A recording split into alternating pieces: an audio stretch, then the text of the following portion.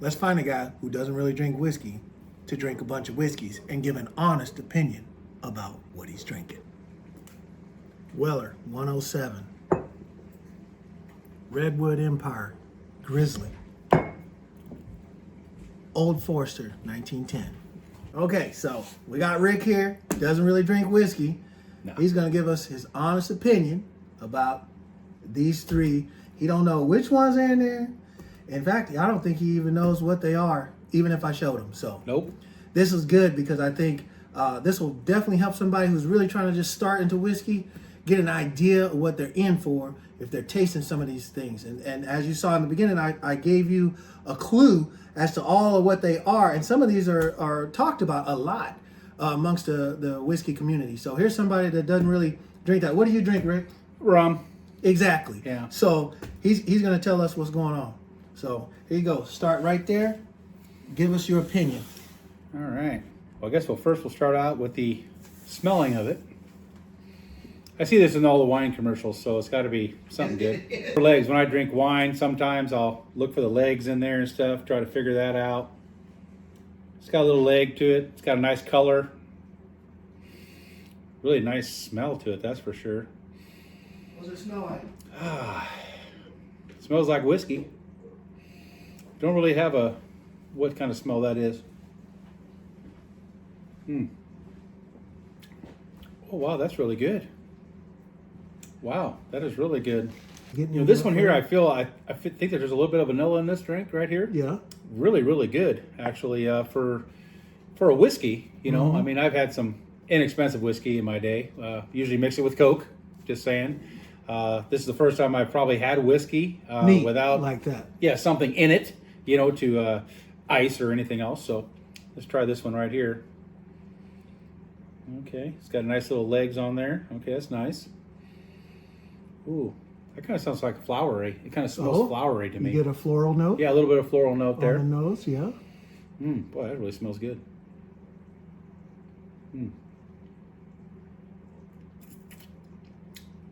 Wow. That kind of comes through the nose right there. It kind of like, gives that really hot, kind of a hot but smooth. Hot so and you smooth. Can feel a little heat in that one? Yeah, I can feel a little bit of heat in that one, but it's not overpowering, Wow, I kind of like that one. Don't really know what it really feels like in the back of my throat too much, but it's smooth. Okay, so from the first one to this one, which one's smoother so far? I'd say the first one. The first one? Yeah, the first one's a bit smoother than that. Now, what kind of flavors are you getting differently between the two? What separates those two, you think? Well, the smooth. Smoothness? Not knowing a whole lot about whiskey and understanding the whole situation with that, I would think that, with me anyway, a smooth is better than like pow right in your face. I think that's the most important thing when you're trying to drink whiskey the first time. What about flavor? You picking anything up? I got a little bit of caramel, I think, in this one right here. Yeah. And there is some floral notes in this one right here. Isn't that neat? So does that floral note come through on the palate, or is it the front and the back? Actually, it's a little bit in the front, and then right in the back, it kind of gives you that little bit of floral note. So you can actually taste what you smelled. So it transfers to the palate. That's good. Exactly, which is really kind of nice, and it doesn't really just overpower it either, which is kind of nice. Let's try this one right here. Okay, that's pretty nice right there. Let it breathe a little bit.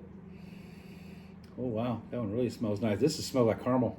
Oh, It's got some caramel smell, a little smell in there.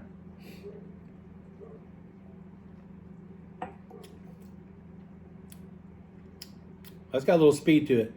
Yeah, what's that mean? A little it's racy, huh? It's a little racy right there. Okay. It kind of feels. It actually feels really nice. That one there, I taste a lot of oak. Oh, there you go. I taste some oak in this one here.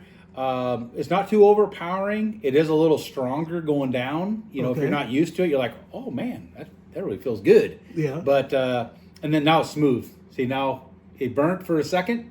Now it's smooth. Now it makes me want to go. Can you still taste it? I can in the back of my throat. So what that's called is you have a long finish. So you can still taste it as lingering. So you have a longer finish, something that just goes away, and that flavor you're still searching for in your mind, that means it's a short finish. So you got a long finish that's still there. So you're getting vanilla notes out of this with a long finish, and like you're about to say, it's making you want to have another. Yeah, I was just going to say, out of all three of them, this was probably the one that I was like, I'll just take a little more of that one because it kind of hurt. It's kind of like jalapenos. It's kind of like that first bite is like, woo, and then after that, it's like, oh, I'll take a little chip. I'm taking a little chip of that right there. Hold on before you take that. Start over. Okay. And do the exact same thing one more time and see what happens.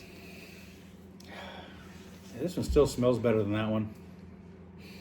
Kind of makes you happy. Yeah. Kind of a happy smell.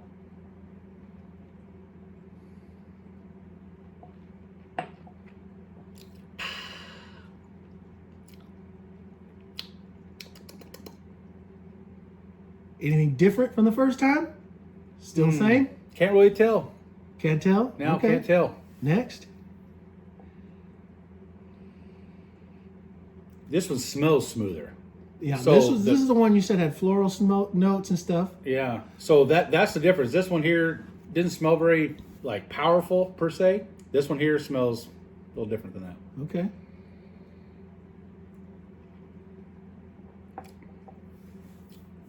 I like that one. Yeah, I like that one. It gives a nice bite in the back of your teeth.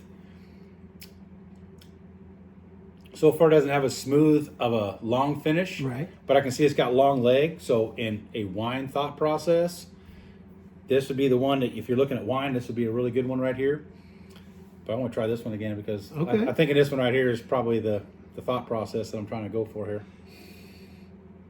It smells good. Doesn't even smell hot. Doesn't smell hot at all. Yeah. Oh, that's jalapeno bite right there.